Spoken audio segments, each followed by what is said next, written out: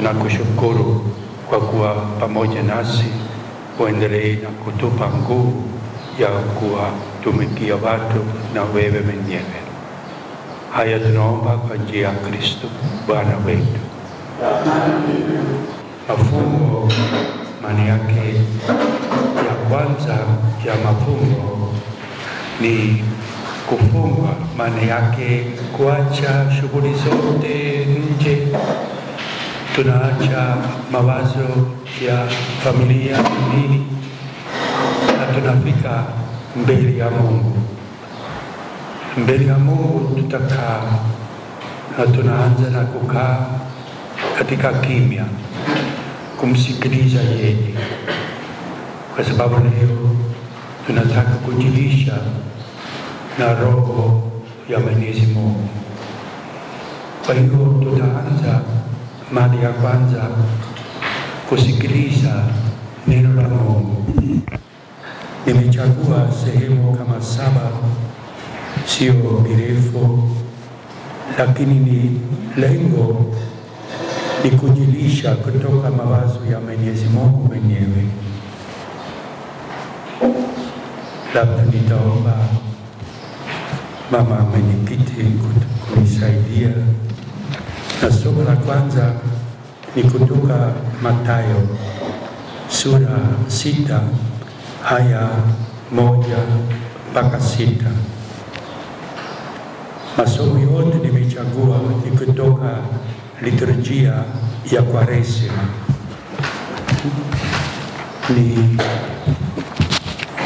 Nimechagua masomo kutoka liturujia ya Kwaresima.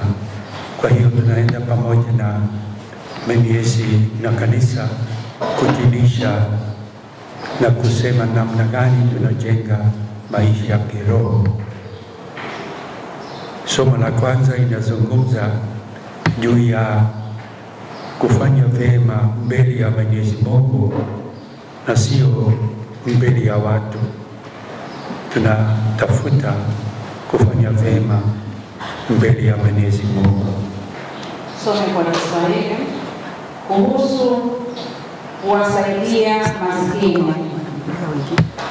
Jihadharini msije mkafanya matendo yenu mema mbele ya watu kusudi muonekane nao, la sivyo Baba yenu aliye mbinguni hata wapeni tuzo.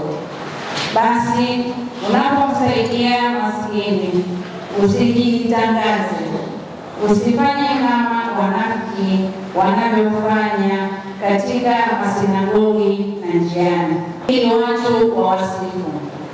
Kweli nawaambieni, hao wamekwisha pata tuzo lao. Lakini wewe unapomsaidia maskini, fanya hivyo kwamba hata rafiki yako asijue ufanyalo.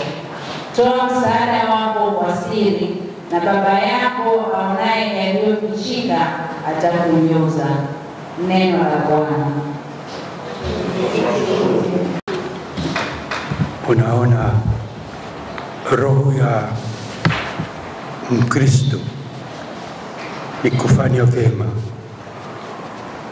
na vema bila kujisifa au bila kujitafuta.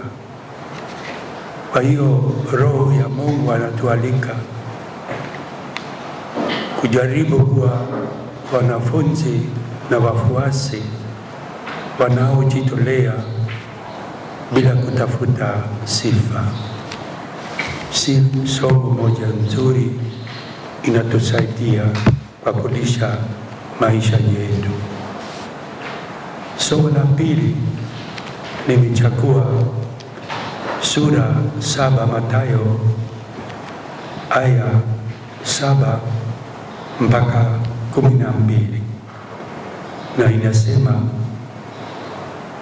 uwe na jaribu kusali bila kuchoka. Endelea kuomba Mungu bila kuchoka. Ombeni nanyi mtapewa, tafuteni nanyi mtapata, pigeni hodi nanyi mtafunguliwa. maana aombaye hupewa, atafutaye hupata, na apigaye hodi hufunguliwa. Je, kuna yeyote miongoni mwenu ambaye mtoto wake akimwomba mkate atampa jiwe? Au je, akimwomba samaki atampa nyoka?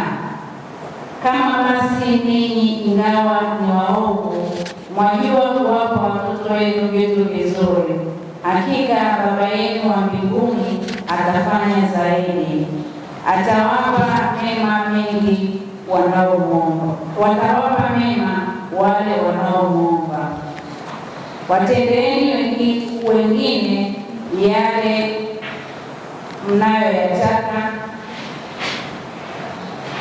mnayoyataka, wao watendee ninyi. Hii ndiyo maana ya sheria ya Musa na mafundisho ya manabii. Unaona neno yenye uzito. Mungu atajibu na upendo wake katika maisha yetu, kuwa na hakika kwamba Mungu ni mwema na sisi ni watoto wake. Hatuwezi kukosa upendo wa Mungu kama sisi tunajitahidi kumpenda na kuwapenda jirani. Somo la 3 nimechagua kutoka Mathayo 25 aya 31 mpaka 40. Sasa swali ni hukumu ya mwisho. Tunafika mbele ya Mungu na bila shaka tutaleta faili yetu ya matendo yetu hapa duniani kumwonyesha Mwenyezi Mungu mambo mengi tumefanya, na inawezekana tutashangaa kidogo kwamba maswali ya Mwenyezi Mungu haitakuwa juu ya umelipa ada, ulienda kanisani kila Jumapili. No, Mungu atakuwa na maswali kidogo ya ajabu, na tujiulize kama mbele ya Mungu tuna vipaumbele kama yeye mwenyewe. Basi tumsikilize Mwenyezi Mungu kutuambia namna gani nitawahukumu. Hivyo mnathibitisha ninyi wenyewe kwamba ninyi ni watoto wa watu waliowaua manabii. Haya, kamilisheni ile kazi wazee wenu walioianza. Kamilisheni ile kazi wazee wenu walioianza.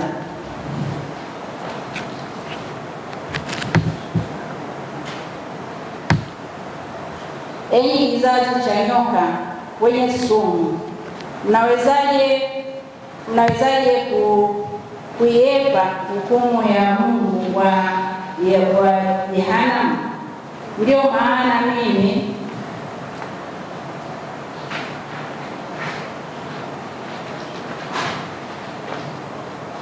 ninawapeleka ninyi manabii, watu wenye hekima na walimu.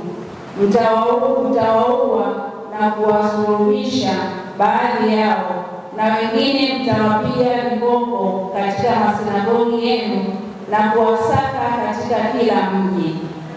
Hivyo lawama yote inawapateni kwa ajili ya damu yote ya watu wema iliyomwagwa juu ya ardhi.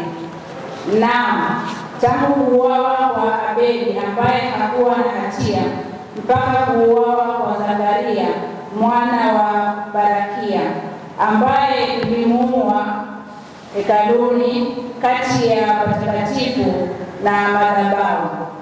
Na waambieni kweli, kizazi hiki kitapata adhabu kwa sababu ya mambo haya.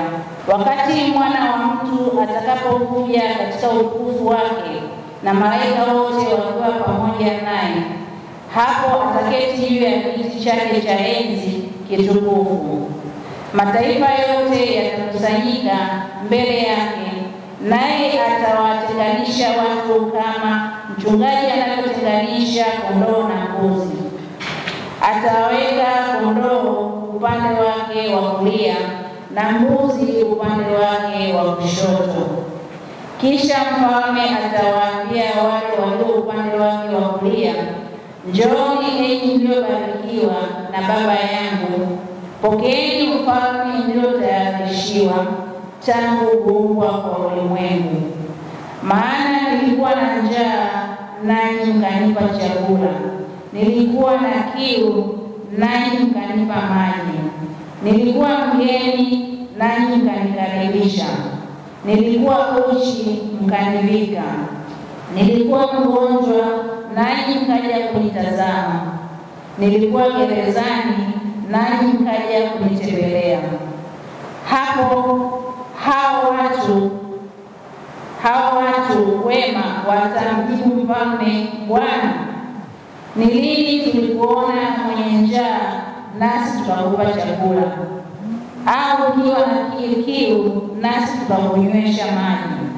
Ni lini tulikuona ukiwa mgeni nasi tukakukaribisha,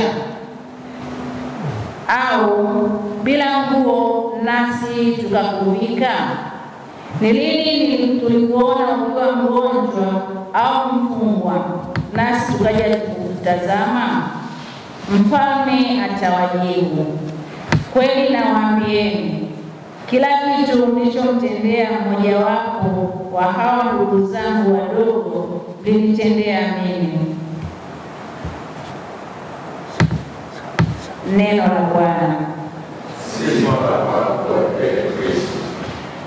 Baadaye tutakuwa na nafasi ya kujiuliza kama mimi na kama sisi tunaweka mambo haya kama vipaumbele.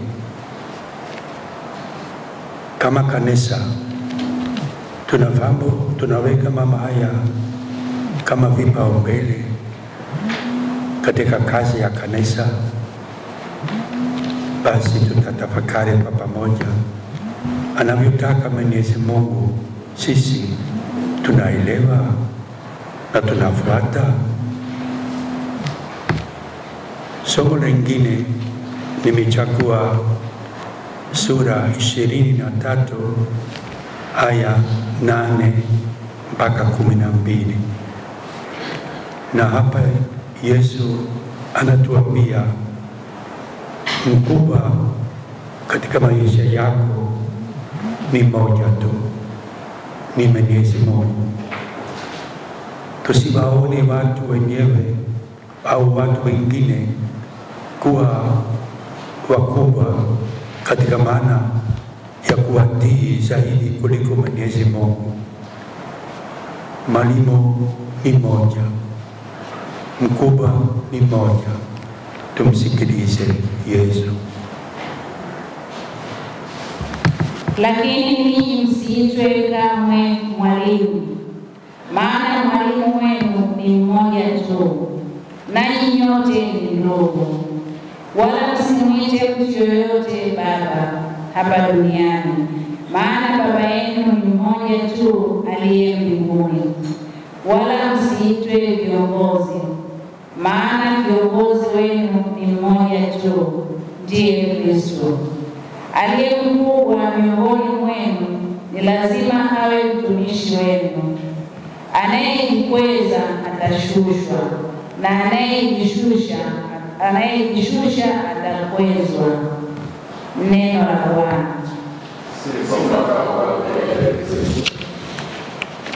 Ni mafundisho yenye uzito. Kama kweli kuna moja tu mkubwa wetu katika maisha, tunajiuliza kama kweli ninamfuata huyu kila wakati, au natii mtu mwingine kwa sababu inanipa faida zaidi. Tutaendelea kutafakari kwa pamoja baadaye. Somo lingine nimechagua katika Injili ya Mtakatifu Luka.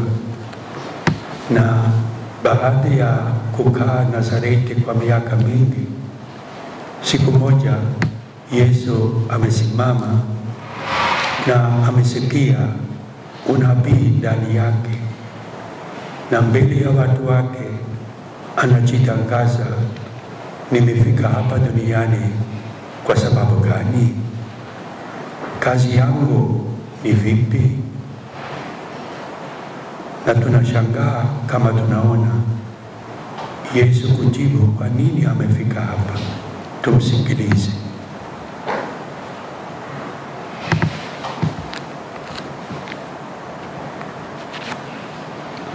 Basi Yesu alikwenda Nazareti, mahali alipolelewa, na siku ya Sabato aliingia katika sinagogi kama ilivyokuwa desturi yake. Akasimama ili asome maandiko matakatifu kwa sauti. Akapokea kitabu cha nabii Isaya, akakifungua, akakuta mahali palipoandikwa, Roho wa Bwana yu juu yangu, kwani ameniweka wakfu kwa mafuta niwahubirie maskini habari njema. Amenituma niwatangazie mateka kwamba watapata uhuru, vipofu watapata kuona tena. Amenituma niwakomboe wanaoonewa, na kutangaza mwaka wa neema ya Bwana. Neno la Bwana. Tumesikia Yesu kwa nini amefika kati yetu, na kama sisi ni wafuasi wake, tunaweza kusema tunafanya kama yeye. Na kama kanisa tujiulize, tunafanya kama yeye? Nia ya mafungo ni kutafakari juu ya maisha yetu, kuona kama tunakwenda njia ya Yesu Kristo. Somo lingine ni Mathayo 11 aya 28 mpaka 30. Na neno hilo Yesu anasema, chukua mizigo yako, nitakusaidia kubeba. Mara ngapi utasikia watu kusema maisha magumu siku hizi, bei ya kila kitu inapanda.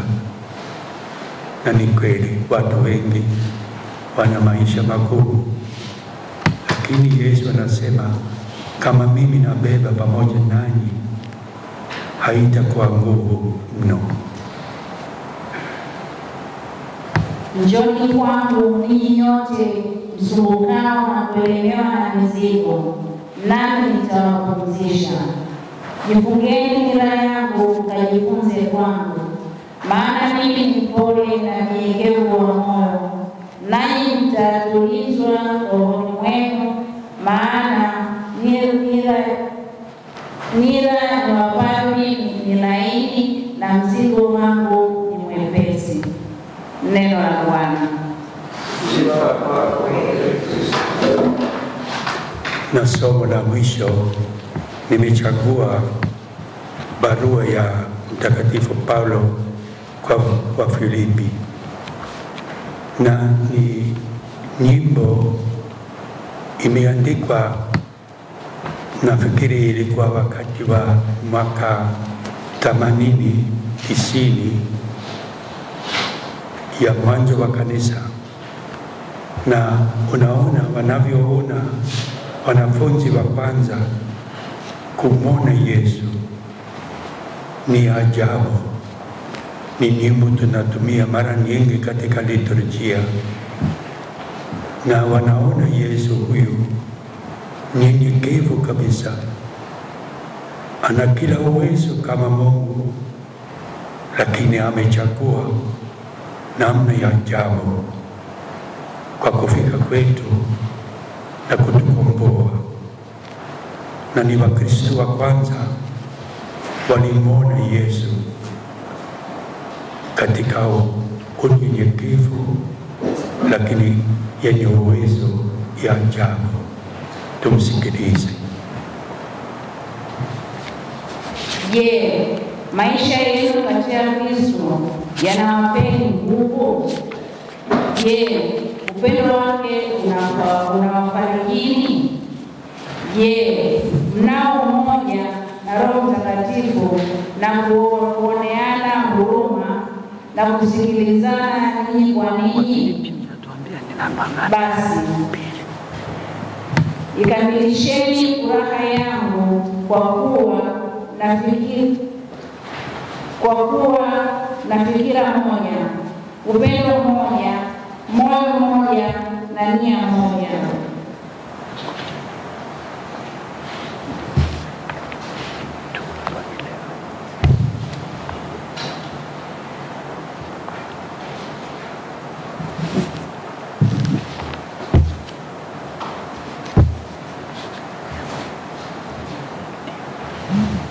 Yeye kwa asili alikuwa daima Mungu, lakini hakufikiri kwamba kule kuwa sawa na Mungu ni kitu cha kung'ang'ania kwa nguvu, bali kwa hiari yake mwenyewe aliachilia hayo yote, akajitwalia hali ya utumishi, akawa sawa na wanadamu, akaonekana kama mwanadamu.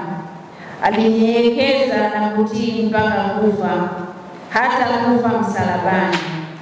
Kwa sababu hiyo Mungu alimkweza juu kabisa, akampa jina lililo kuu kuliko majina yote, ili kwa heshima ya jina la Yesu viumbe vyote mbinguni, duniani na kuzimu vipige magoti mbele yake, na kila mtu akiri kwamba Yesu Kristo ni Bwana, kwa utukufu wa Mungu Baba. Neno la Bwana.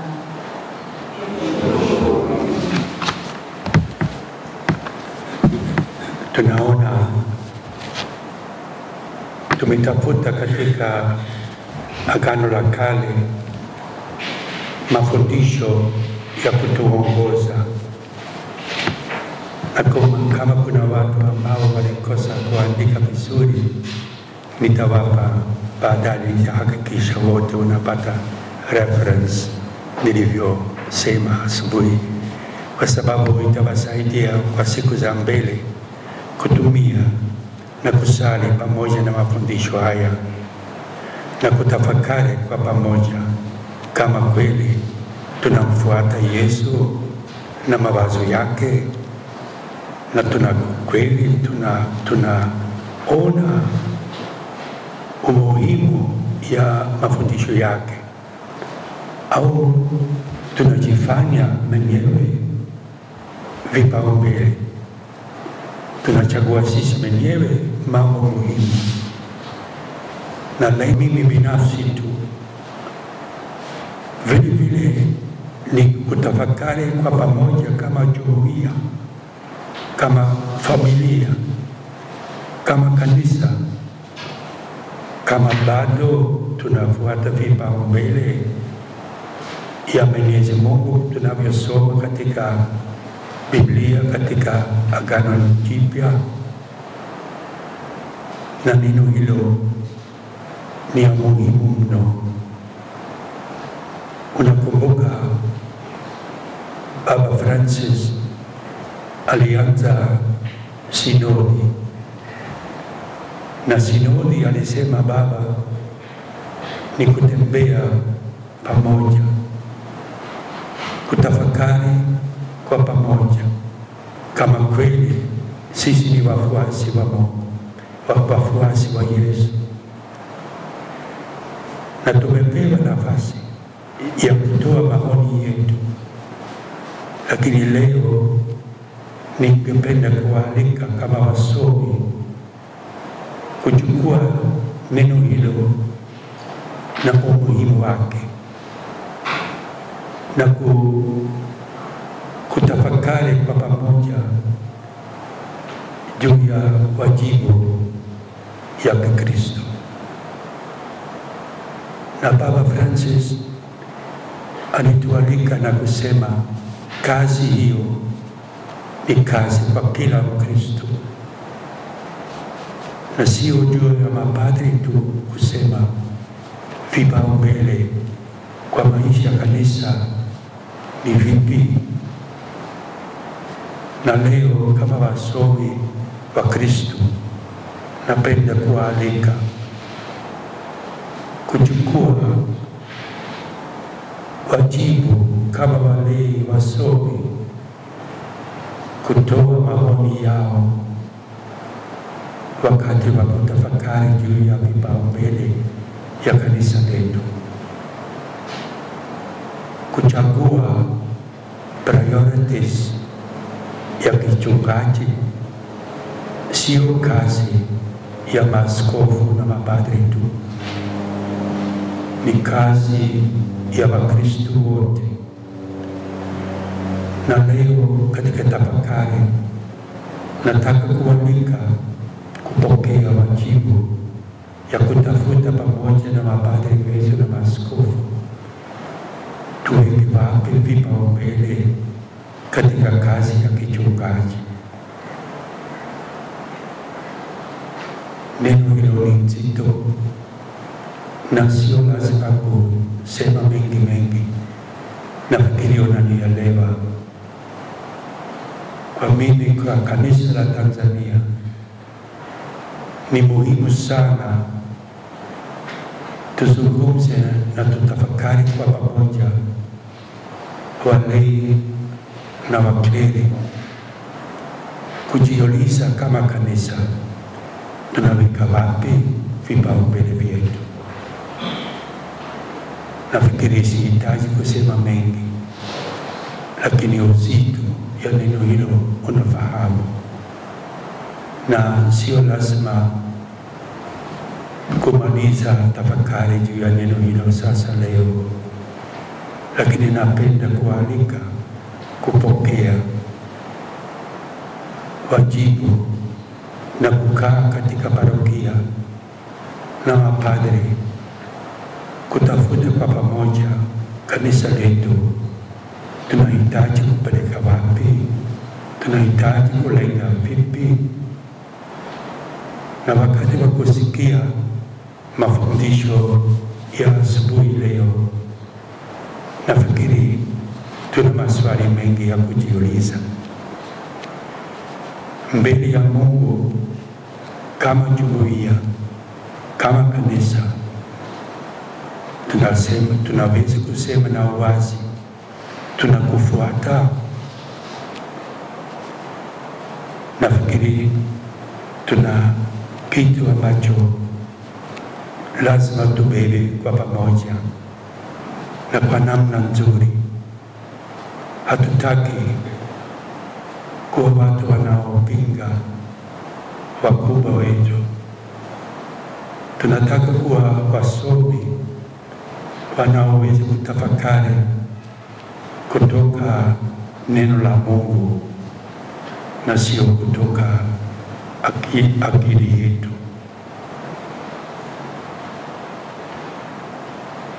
Nafikiri unakumbuka Juma Kuu, askofu anawaalika mapadri wake kusali misa ya pekee kubariki mafuta matakatifu. Na wakati wa misa ya pekee kuna sehemu askofu anaalika mapadri wake kurudia ahadi ya upadri. Na neno hilo ni nzuri mno, na nilipata nakala, lakini samahani nimepata katika Kiingereza, lakini sio ngumu sana. Sasa anawaalika mapadri kuahidi kurudia ahadi ya upadri. Na ni hapa mimi nataka kualika ninyi wasomi, walei, kuelewa kwamba padri hataweza kurudia na kuongoza maisha yake kichungaji bila msaada ya walei wake. ni pamoja wataweza kutekeleza vipaumbele vya uchungaji. Kwa hivyo nitasoma anavyosoma askofu, alafu tutaona namna gani na sisi kama wale tunaweza kusaidia. Askofu anasema, my brothers, today we celebrate the memory of the first Eucharist, at which our Lord Jesus Christ shared with his apostles and with us his call to the priestly service of his church. Now, in the presence of your bishop and God's holy people, are you ready to renew your own dedication to Christ as priests of this new covenant? Na mapadre wanajibu ndio. At your ordination, you accepted the responsibilities of the priesthood out of love for the church, for the Lord Jesus and his church. Are you resolved to unite yourselves more closely to Christ and to try to become more like him by joyfully sacrificing your own pleasure and ambition to bring his peace and love to your brothers and sisters?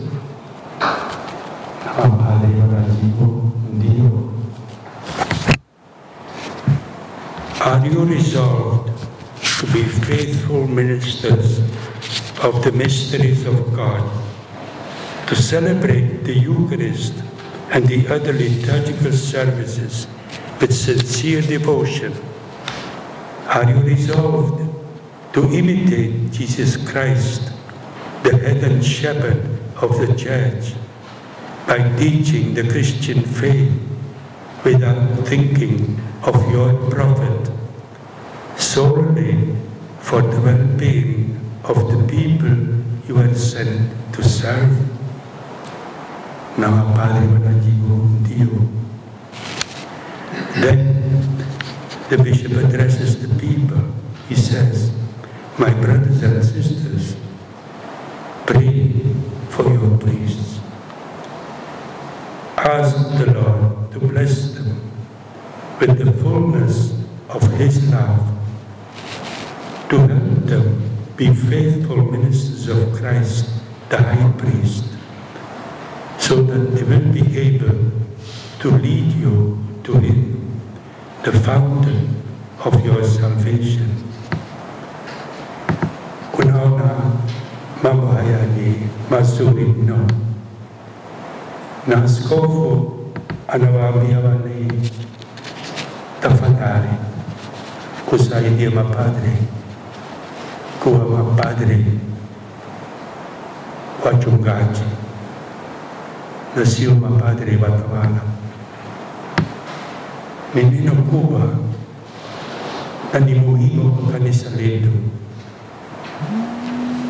Tunafurahi katika kanisa letu kwamba tunapata mapadri vijana wengi wanaopokea kazi ya upadre.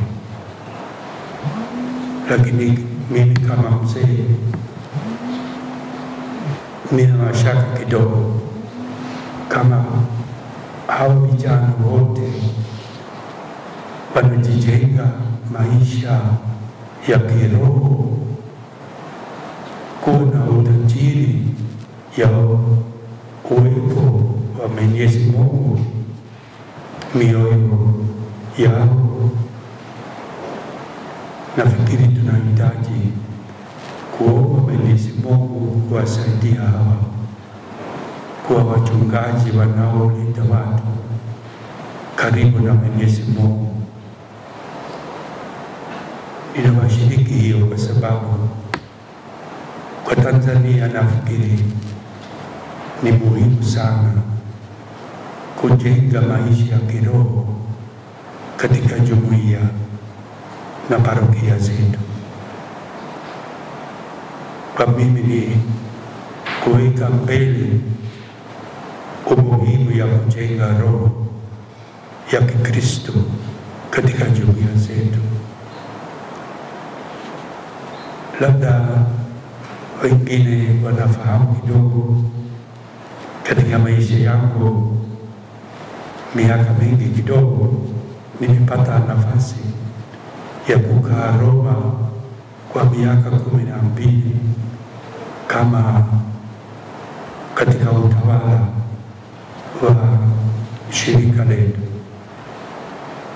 na kazi moja kubwa ilikuwa kuwatembelea mapadri na mabrudi wetu katika eneo wanapofanya kazi. Kwa hiyo naweza kusema wakati wa miaka 12 nimekula maili maelfu na maelfu kuwatembelea hawa mapadri na mabrudi, kwenda mpaka nyumbani na kusikiliza, kuwauliza vipi maisha unaendeleaje. Na kwa mimi kuwasikiliza hawa mapadri na mabrudi ilikuwa katika maisha yangu zawadi kubwa kutoka Mungu, kuonja utajiri wa misionari, utajiri wa kiroho. Lakini vile vile wakati wa kusikiliza nimeonja hao watu wana mahitaji ya kiutu, ya urafiki, kupokelewa, kusaidiwa na watu. Ile njaa ya kujenga utu na roho ya Kristo ndani ya maisha wa misionari, nimeona sio kazi rahisi. Na mara nyingi mapadri hawa na mabrudi walikuwa na watu wa kawaida sana wa Afrika, lakini wamepata msaada kutoka watu hawa kwa sababu wamesikia tunapendwa na hawa watu na tunataka kuwasaidia hawa kutusaidia sisi. Neno hilo linasema tu kwa sababu kwa mapadri wetu leo ni vile vile wana mahitaji ya kupendwa na watu na kusaidiwa na watu. Kwa hiyo ningependa kualika ninyi wasomi kuchukua kazi hiyo, kusaidia kujenga mapadri wetu na kuwasaidia kwa namna nzuri. Siwaaliki kwenda kesho parokiani na kumwita paroko na sema njoo kwangu nitakukaribisha kidogo. Nafikiri sio namna nzuri. Ya kwanza ni kumsikiliza katika mahitaji, sio ya maneno ya juu juu tu. Kujaribu kuonja huyu padri anafurahi katika kazi yake, anaelewa vizuri wanapotaka kwa watu kusaidiwa. Ninyi wasomi una wajibu ya kusaidia mapadri wasomi. Kama kuna swali moja au nyingine, labda ungependa kupata maelezo zaidi, lakini hatutatumia muda mrefu kwa sababu mafungo sio sehemu ya kuzungumza tu. Kuna maswali ya maelezo zaidi na wakaribisha.